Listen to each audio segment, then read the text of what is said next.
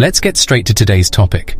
Have you ever wanted to make amazing anime pictures or lifelike images of people or game characters, but you don't want to install Stable Diffusion or buy an expensive graphic card?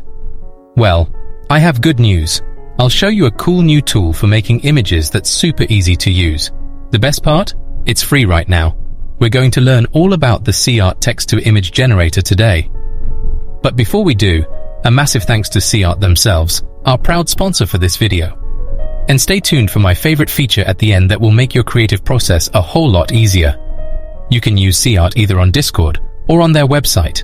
Today, we'll use the website because it has more features, giving you more options and control over your creations.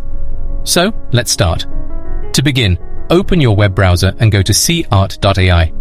You'll be greeted with a sleek image creation interface, neatly categorized for your convenience. First things first, you need to log in. Once you've logged in, you'll be prompted to enter your nickname and choose your interests from categories like people, buildings, landscapes, art, and so on. Additionally, you'll need to verify that you're above 18 years of age, since some of the artwork may not be suitable for all audiences. After finalizing your preferences, you'll be able to begin creating immediately. There are various ways to create your images. One method is by getting inspiration from the community's Explore page. Simply select an image or style that appeals to you, click on it, and then click Try. This action will replicate all the settings and prompts used to generate that particular image, prepping them for your use. You have the option to modify these settings, or just click Generate to produce an image in a similar style. The most common way to generate an image is by clicking on AI Painting. This takes you to a dashboard. Here you'll find a prompt bar and a chat window where you can tell the SeaArt bot what kind of image you want. For those who want more control over the image, there's an advanced function panel. This lets you change different parts of the image until it looks just right. When you click on SeaArt 2.0, you can pick your model or LoRa. You have many available options to choose from, thanks to its integration with the extensive Civitize model library. Alternatively, you can upload your own. You can also set image sizes and ratios.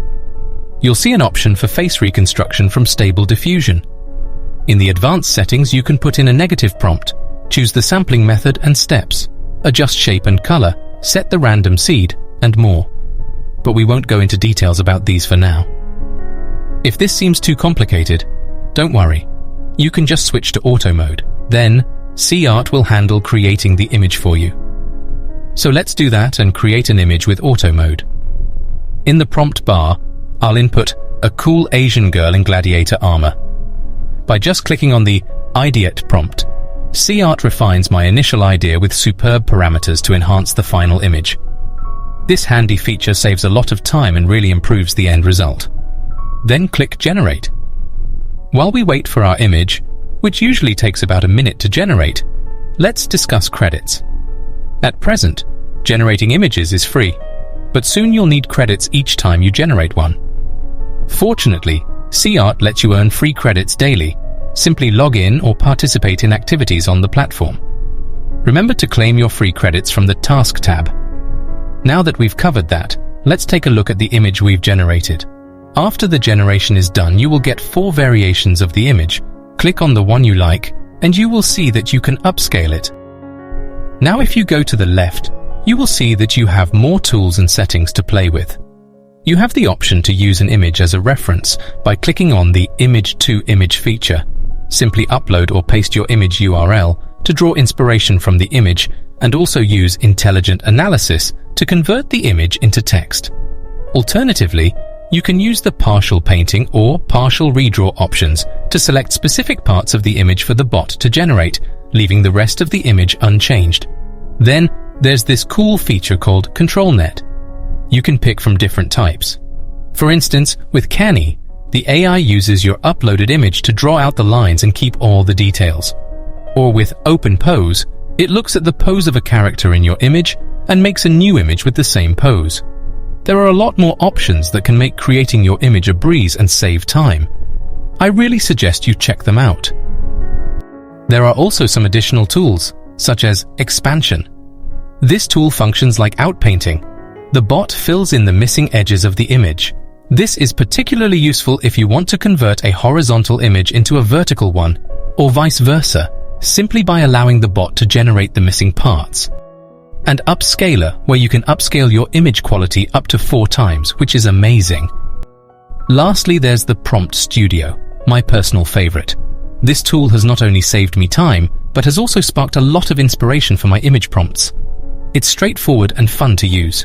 Just enter your basic idea in the input field, and then choose your desired parameters. You have the freedom to select the style, quality, camera angle, camera lens, lighting, and depth of field. You can even fine-tune appearances, like hair, head, ears, and facial expressions. After you've made your selections, it will automatically generate a full command prompt in the output for you. You can simply click Create to use it immediately, or copy it to use elsewhere. Thank you for staying until the end. Don't forget to explore and try out all these incredible features we discussed today. As always, if you found this video helpful, go ahead and hit that like button and maybe subscribe.